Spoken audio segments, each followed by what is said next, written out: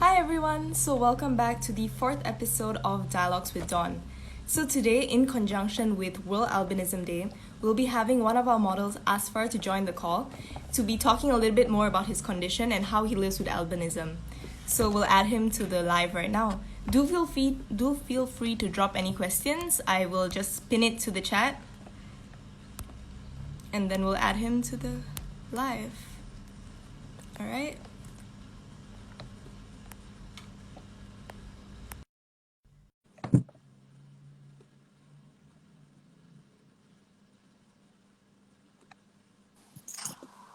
Hi, Asfar. Hello. Hi, Adriana. How are you? Good. How are you? I'm great as well. All right, So cool. thank you so much for agreeing to join our video call today on live. Thank you for having me. I'm actually No pretty nervous problem. because I've never done this before, huh? It's okay. There's always we can just wing it. All right, cool. All right. So Asfar, before we start, could you just introduce yourself a little bit to the people that are watching? Oh, man. All right. Hi, everyone. My name is Azfar Firdaus. I'm 25 years old, and that's about it. I think everyone knows me, I guess, from my... also known as Asfarowski online, but you can just call me Asfar. Nice. Hi. So tell us a little bit about your background. What do you do and stuff like that. Oh, man. Okay. I am currently a PhD student. I'm supposed to be finishing my PhD this June. Okay. But then the MCO. coronavirus, the MCO, the PKP, the Great Depression. So basically 2020 is cancelled. It's gone. Nice. It's gone. Wait, do you still So have online meetings and stuff or? we do, but for PhD students, but for me, mostly I've already done my research. So right now I'm just finishing up my write-up. All right. So it's basically just you, yourself, and your inner demons and stuff. So you gotta battle it. Send help. Okay, so could you tell us a little bit about your modeling career and how you actually got to know about Dawn Management? Oh man, okay. Modeling career. I actually started modeling. When did I start modeling again? I actually started doing it full time early last year. All right. But I was featured in Glam the Lucky back in December of 2018. And that was through Dawn Management. So I think at the time, I was one of their models. And they reached Dawn and asked if they could have me featured in the magazine. And that basically kickstarted everything because afterwards I was featured in newspapers and subsequent magazines and stuff. So yeah. That's amazing. So It would you is. say that there's anything that has changed about you ever since you started modeling? Well, I don't know. I don't think I've changed a lot, but in terms of confidence, I'd say modeling has really helped a lot with like me growing out of my inner shell. Because I don't know if you could tell, but I'm actually a really shy person in real life. Like very malu-malu kucing kind of guy. But ever Really? since When I saw you the last time, you seem really bubbly and loud. Yeah, that's because of the whole modeling thing, because I used to not be I'm used to I'm like not very good with crowds, handling with crowds and stuff. So I would get really nervous whenever I have like speak up or be in front of a crowd and stuff like that. But ever since I started modeling, I also like started giving talks as well, helping raising awareness and stuff like that. So it's through modeling that I learned to not really care about my whole entire appearance. Yeah, so it's like a bit contradictory, but it helps. Yeah, It yeah. helps. It really helps with boosting confidence and stuff. It helped you find yourself in a certain way, you could say that, right? Yeah. It's like you rediscovering yourself and the things that you're capable of. So you're like, I didn't know I was cool with this, Right. Because before this, you'll be like, you have to like control macho and stuff like that. So it's nice. It's nice. All right, that's great. So would you consider yourself like when you go out to people, do you tell them, hi, I'm a model and stuff like that? Or is it just something that, you keep it on the low? Oh no, I don't tell people I'm a model because most of the time whenever I'm out, it's like people know that I'm out. It's like, oh, look at that dude, he's an albino. So I'm not the sort of person who would want to attract too much attention. Right. But then there have been instances where people have stopped me and asked like, hey, are you a model and things like that? Because Mm-hmm. I'd be like, no, not really, but you kind of give up the vibe and stuff. So I was like, oh, okay, that's cool. So you mentioned you So, actually raise awareness and stuff like that. What do you raise awareness for? Could you tell us a little bit more about that? oh, okay, cool. So I'm basically an advocate for MRDS, which is the Mm-hmm. Malaysian Red Disease Society. Okay. So we talk a lot about our condition, and there's different groups of people with varying different genetic conditions. So for me, I have albinism. And All fun right. fact, today is actually the international, again, shameless plug. Today is the International Albinism Awareness Day. Everybody gonna wish you right now. Everybody wish Azfar. Everyone has to wish me. Everyone has to wish me happy birthday, Azfar. No, it's not really my birthday, Happy but you get the birthday. idea. But yeah. Basically, I help to educate the public on what albinism is, Mm-hmm. because not a lot of people know that besides the whole aesthetics, Right. albinism has a lot of various degree of I'd say impairments to it. Mm-hmm. So for me, I can't stand under the sun for more than 15 minutes being unprotected. Right. Like bring what do you call it? Slathering myself with sunblock and also bring in an umbrella. And I also can't see. So what So happens when you go under the sun? Could you like tell us a little bit more about what happens? okay, so usually whenever I go under the sun, my Mm-hmm. vision decreases by like 70%. So I can't see well, and then whenever I'm under sunlight, I can't see even more. And it also burns my skin. So if you're overexposed for prolonged periods of time as an albino, your Right. skin would actually get blisters and it'll peel off and stuff like that. So it hurts a lot. So you have to be Yeah. really careful when you're in the sun, right? Like Yeah, super, yeah, super yeah. careful. Exactly. So So the cause of this is the lack of melanin, isn't it? exactly. It's actually a genetic condition. So basically, both of your parents need to be carriers for the Okay. genes. So albinism is basically when you're born without pigments in your skin because your body just doesn't produce any melanin. So you say both your So parents. So both parents like have to have yeah, the gene. genes. Okay. So not only Yeah. one. No. Yeah. Okay.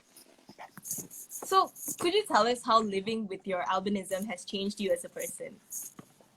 Um, living with albinism. So I won't go into the sad part, but most of the times, whenever I go out in public, it's Mm-hmm. like everywhere you go, you're the center of attention, which is kind of uncomfortable sometimes because the glances and the stares, they just won't stop. Right. So I remember this one particular time when I was a little kid. Mm-hmm. Um, this one kid tried to approach me, and then the mom quickly pulled him away. Mm-hmm. And then she whispered to him, don't come near him. He has a disease." Oh my So God. the thing is, albinism is not really contagious, Right. Yeah. right? So I guess back then people didn't really have the sort of awareness for it. Mm-hmm. So that's what I'm trying to change the whole stigma, because for me, I have it pretty easy because I don't look that obvious that I have albinism, if that makes sense. Right. Right. Makes sense. Yeah. Yeah, because for a lot of people who do have albinism, they have like really, really pale skin and really white hair and stuff like Yeah. that. And so I could pass off as an orang putih, right? All right. Yeah. So, but for a lot of my friends and people that I know who do have albinism, Yeah. like I've heard stories of this one sibling, these two Mm-hmm. siblings. They went to school and the children started picking at them and started throwing pebbles and stuff. Oh my God. Just Yeah, because yeah, of yeah. albinism. Just because they're different, yes. My. So it actually happens though. So that's basically the things that I'm trying to change lah. Right. Right. So somebody asked the question in the comment section. What kind of Ooh. sensitive jokes that hurt you the most? What kind of what? Sensitive jokes that have hurt you the most. Man, I'm okay, jokes. Thing is, I like making self-depreciating jokes. Love the pain. Smiles through the pain. But Plus your pain. I think personally, I'm okay with a lot of jokes as Mm-hmm. long as they aren't too, how should I say this? They're not too, it's really hard to say actually, because you don't know the degree of sensitivity Right. in regards to the person actually saying it. So Yeah. sometimes your friends could be the one who's making jokes and you're okay with it, but then when a random stranger comes at you and says the same thing, you get offended by it, Yeah, you'd be like, sort of thing. what? Yeah. Yeah. So for me, I'd say a lot of the jokes are okay because I'm a pretty insensitive person as well. But try not to like go too overboard, you know? Right. Yeah. Would you say it's better to just like, avoid these kind of sensitive jokes as a whole, because maybe that's you, but like, what about people that, are not as insensitive as you? So would you suggest that Exactly. people, just avoid it as a Yeah. whole? So I have this one golden rule because I like to make a lot of insensitive jokes too. So the Right. golden rule is don't say things that you don't want other people to say about you. You know? Right. Yeah, it's like whenever you want to say something, just think to yourself, would I be okay if someone said this to me as well? And then a lot of things, a lot of sentences that you want to say suddenly makes a lot more sense. So yeah. Makes sense. So, as I know, you have like a huge following on all your social media platforms. Oh my God, I'm How so does sorry. this make you feel? Feelings in as a person, like I mean, okay, like, in general, like anything. How does it make you feel? it actually makes me feel a bit insecure Okay. because whenever I tweet a lot of things, it's Okay. like I have to think 2-3 times whether it be like, is it okay for me to say this? Is this even legal? But then I just press the publish button anyways because I don't really care that much. But as in personal terms, I am what do you call it? It does affect me to some degree, especially with my friends, Right. because my friends aren't really comfortable with the whole idea of me being too out there. So whenever we hang out, it's like sometimes random strangers would take photos. Oh. Yeah, it's like I don't mind if people just come at me and ask for a photo, but it's when you discreetly take photos and then post it on Right. social media and then tagging me, it's like, dude, It's like, where's your I'm privacy, right? Like, yeah, it's like, dude, I'm right here. Hi, just like say ask hi. me. Yeah, just say hi. I'm right here. I can give you a hug if you want. It's like, just come at me or something, you know? Right. So I think it's affected me that way because I have to be really mindful about who I hang out with because some Right. of my friends aren't comfortable with the attention. Get it. So yeah. But aside Alright. from that, it's been really great. So, you mentioned, sometimes you just don't care, you just post whatever you want to post. So, have you ever received any backlash from this? Well, I guess, but backlash. Yeah, I do receive a lot of backlash for a lot of things that I say. But then I'm really the sort of person who doesn't really mind all these things because for me, it's like whatever it is that you do, you would always have people who would hate you for no apparent reason. It's the same as people who actually admire you for no apparent reason. Right. Right. So you can't expect everyone to be in agreement with everything that you say or do. But at the same time, as long as you're happy doing it, then isn't that all there is to it? Like, isn't that the only thing that matters? True, very true. Right. Very true. So, Agree with you. yeah. So, wait, I think we got a question here. Are you okay or comfortable with all the attention now? Do you have any issues handling the attention previously? Handling the attention. Oh, okay. That's a good question. So, I think throughout my entire life, I've always been the center of attention everywhere I go. But now, through modeling and all these other things, it's like now strangers have, not strangers lah, but people who know me online, they have something that we could connect with because they sort of know who I am. So whenever they approach me, before this, whenever someone looks at me, they don't really have the like guts to actually ask a question like, "Hey, who are you? What do you do?" and stuff like that. But now people actually know who I am, and people will be like, "Hey, Asfar, how's it going?" Stuff like that. So it's like meeting an old friend, and it's really nice. It's a really nice feeling to actually get to know your followers, and meeting them in real life. So, do people come up to you like really often? Like, just say maybe on like a monthly basis. How many times do people recognize you in public? Oh man, I went out shopping yesterday, and and there was this one girl who was like, "Hi, Aspar." I was like, "Hi, hi." So I think it happens on a daily basis that I don't really care, like Right, right. put too much attention to it, but definitely on a daily basis. Daily basis. Wow. Okay. Yeah. So we got a question. What is the greatest challenge that you have faced in this life so far? The greatest challenge that I faced in life so far. Thank you for the question. The greatest challenge for me would actually have to be accepting who I am and accepting my disability. Because, like I mentioned before, albinos, we have very impaired vision. So for me, I can only see like 10 feet. And even right now, as I'm talking to you, I don't really see your face. I'm sorry, Rihanna. Well, there's nothing wrong with it. Yeah, it's like I can just sort of figure out your, what do you call it, your silhouette and stuff. So I'm just directing my eyes on that. But growing up, it was really hard to know that you have vision impairment, know that you have a disability, because it's hard coping with something when other people don't have to. It's like, Right. especially when I was in school, I couldn't even see what the teachers wrote on the whiteboard. So I would often have to ask my friends and have them help me read it out for me. You know? So I think it was really hard because oftentimes I would ask myself, why do I have to do all these things? Like, why do I have to ask my friends and constantly ask for help from everyone else around me when everyone else don't have any problems with it, with this thing that I'm facing. So it was a really hard journey for me to actually embrace it and learn to accept it.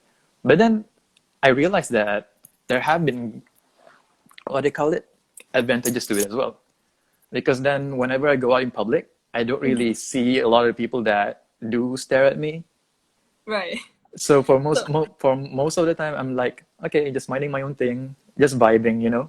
right. So, you mentioned you have limited eyesight and, you can only see, like, you can't really see the board and stuff that well. So, Huh? you're telling me you made it so far to your PhD already. So, Yeah. growing up and stuff, like, was it, like, I can imagine it would have been difficult, especially since, you've already done up to your PhD already. Yeah. I mean, I didn't really expect to actually make it this far, to be honest, because I'm like, um, I don't know. It's really hard. It's really hard for me to say, but I think somehow I learned to adapt to it, and I'm really thankful that I had a really good support system. My parents, my friends, and the teachers. So sometimes even the teachers would like pull out my table and put it, what do you call it? Put it on the very front of the whiteboard, like Right. several cms in front of the whiteboard, that it actually disrupts them from teaching because I'm in the way, sort You're, of like, thing. just in front over there, Yeah, I'm just like, hey, don't mind me. You just can just scoot chilling. over there. So I think I wouldn't have made it this far if I didn't have all of these people like love and support me in everything that I do. Right. So So yeah, it's I'm very important to thankful have for a that. strong support system, right? Yeah, yeah, I'm very thankful for that, to be honest. Hi, Aspar. Hello. Sorry. Okay, we got a question here. Is it obvious that people treat you differently due to your condition? That is a very good question. So, um, without touching on the sensitive part, it is very obvious, to be honest. Um, because, again, I'm gonna touch on the privileges that I have. Right. So, considering that I don't look like an albino, people usually think that I'm more of a Matsale or Eurasian or something. So Okay. you can see the double standard whenever people try to talk to me Right. compared to whenever they talk to my friends. So it doesn't just happen in Malaysia; it happens everywhere I go. Okay. Like, for example, whenever I travel or go, Mhm. let's say I go to Europe, Okay. so my mom wears the hijab. Right. So whenever she enters a stall, people will look at her and people will look at her funnily, what do you call it, in a funny way. Yeah, I Like got it. sometimes even the security guard would stop her and search her through. But it doesn't happen with me because they think that I'm white. All right. Yeah, those things actually happen because when you experience these things for yourself, you sort of see like, oh, these things do happen. So So sometimes, go on. no, so even if you're not the person that's actually, receiving the backlash, you're able to, be aware that, there are other people actually receiving backlash and you have more of a certain privilege in a certain way. Yeah. Because as I mentioned before, you can immediately tell when someone's an albino based on the color of their hair. So Right. for me, I never experienced all those things because I never looked like a typical albino. So I can only imagine the amount of discrimination that all of my friends go through, Right. because a lot of them do go through all this discrimination. Like, it was actually one of my, I'd say, jobs as an activist back then Mm-hmm. to what do you call it, travel all around Malaysia, trying to find all these albinos and gather their stories and their struggles and stuff like that. So there was this one kid my age. Okay. He couldn't really speak, as in he couldn't articulate his words properly. Okay. So I couldn't really communicate with him. So I approached his mother instead, and I asked him, "Hey, what's wrong with him? Why is he so shy? Like, aren't we friends?" Okay. And then apparently his mom said that he's never had any friends ever since he was in school because everywhere he goes, he'd get bullied. That, to the point where they even had to transfer him through multiple schools. And I never experienced all these things, but he did, and he was the same age as me. So can you imagine how just having slightly different tints of slightly different shades of hair actually affects the entire public's perception of you?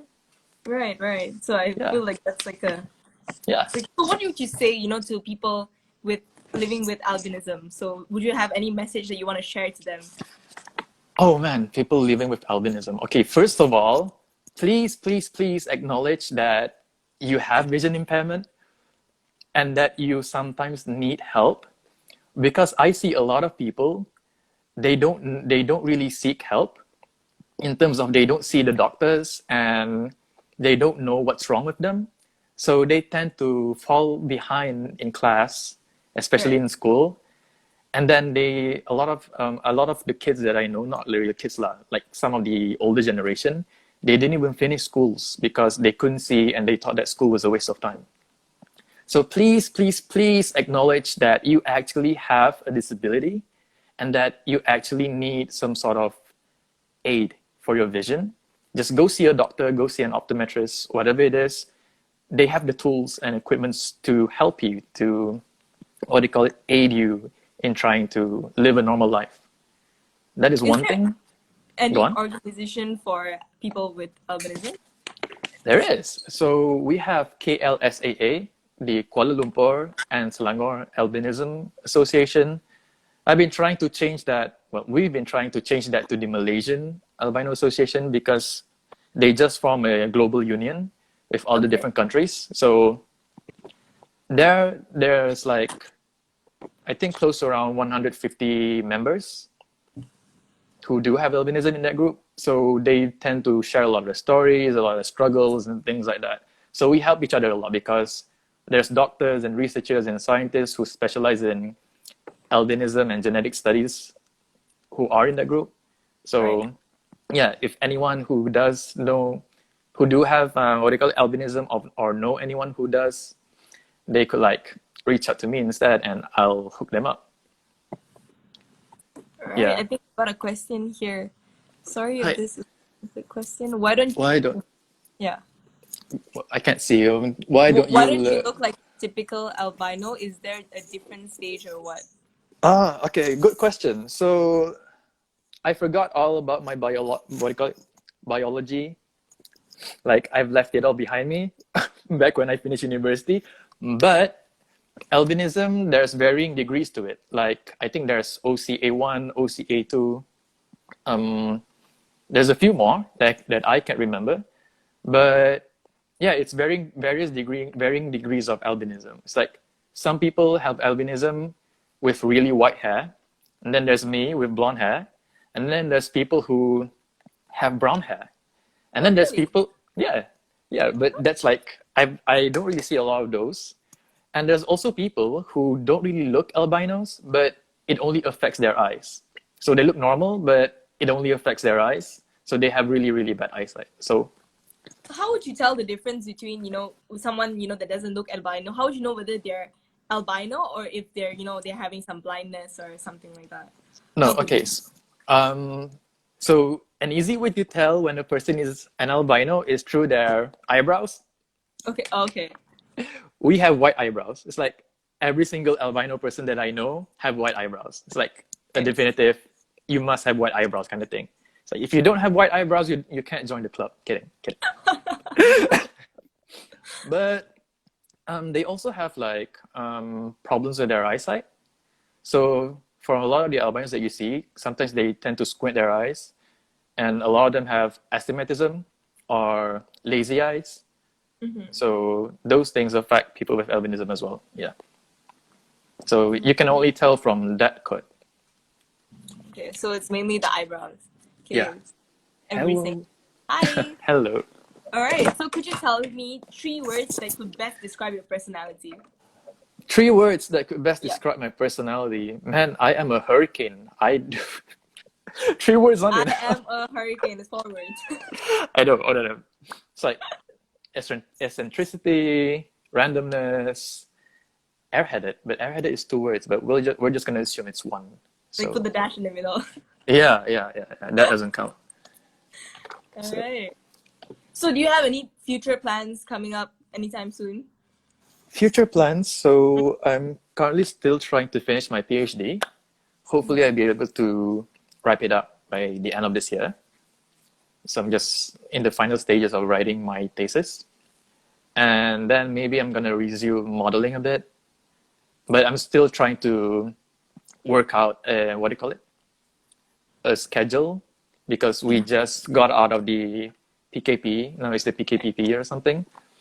So there's a lot of things that I need to adjust. So hopefully, not just for me, but for everyone, we could like get our lives back on track. Right. Back when, yeah. Is it difficult, yeah. balancing out your PhD, your activism, and your modeling all together? How do you cope with all of this? I don't, kidding. So for me, it's like you need to find the right balance. So what I do is that every single week, every single start of the day, what do you call it? Every single first day of the week, for me, it's a Sunday. I would like table out my schedule. So on this particular days, I would finish my work, I'd do my research, and then maybe on some other days, I do modeling, and also on days where I'm booked for giving a speech and stuff like that. So I tend to work around those kind of things. But it's good to have like a really what do you call it, a really flexible schedule that you could just insert and remove things, so that you tend to keep track of the things that's going on. So you plan everything down to the, Yeah, pretty much, yeah. Even down to hanging out with friends. It's like there's a slot for every. Yeah, it's like there's a slot of day for like every single group of friends. So yeah. All right. So does anyone have any more questions for Azfar? Do drop them and we will answer all your questions. Yeah. This is actually my first time doing a live. It's interesting. But I can't really read. So nobody has dropped questions. Okay, I'll read it for you if anybody drops any questions. Cool. If nobody drops any questions, then we can wrap it up. All right. Okay, last chance, guys. Let's see. Somebody Okay, said that's hello. nice. Hello. Check the question and answer stickers. Oh, we got one more question here. All right. There. Did you find the passion in modeling before you're into it, or did it start after you got into modeling itself? Wow, nice question. Wow, that's a really nice question. Okay, so I think the passion sparked back when I was in high school. Like there was this one photographer who approached me and asked if he could shoot me with a gun. Kidding. Kidding. And then it sort of sparked my interest in it, because then I started exploring what modeling actually is. But then I never really got the time to actually go through it and delve into that industry until 2019 when I did it full time. So I think the passion was there because I'm sort of an artistic person, but it's always been through arts, like drawing and painting and stuff like that, never through modeling. So and then I found out that modeling is just another way of expressing yourself through, your body. Right. So it was really nice. It was a really nice outlet for me. Nice. Yeah. So what happens when your schedule clashes? That's another question from someone. What happens when my schedule clashes? Oh, good question. I would just cry. Kidding. No. But sometimes whenever you're presented with, options, you have to weigh in which of these two is more important, for you as a person. So for me, it might be my studies. My study would always have to come first before anything else. And then family, and then everything else in between. So there were instances where I have to choose between seeing my supervisor or going to KL for a shoot. And sometimes I have to consider which of these two is more important, things like that. So in life, it's always about making choices. Even nak makan pun kena make choice. True. Thanks. Someone said, don't cry. Okay, we got another question here. Have you ever wanted to dye your hair? Good question. I do actually want to dye my hair. Maybe once I'm done with my studies so that I don't get kicked out of college. Kidding. But I kind of want to dye it pink. Pink? Yeah. Cool. I mean, bold. Like baby bold pink or outfit. bright pink? Pastel pink, like baby pink. Yeah. So, yeah, but we'll see. We'll see about it. Thanks for the question. I've always been interested in it. Yeah. All right. So, yeah, it's always about me. How are you doing, Rihanna? Me? I'm good. Yeah. Been surviving and stuff. Oh, Surviving and stuff. Everybody's fangirling over the fact that you want to dye your hair pink. Right. I don't know, man. I just cut my hair yesterday. It's like I'm almost by yourself. Oh no, you went to the salon, right? Yeah, I went to the salon. So it's almost bald now, but at least I don't look like a chicken. Because my hair during the MCO was it was really bad. It was really poofy. I looked like an ayam. I was like, no, stop. So yeah. Yeah, like Blackpink. Blackpink. So yeah.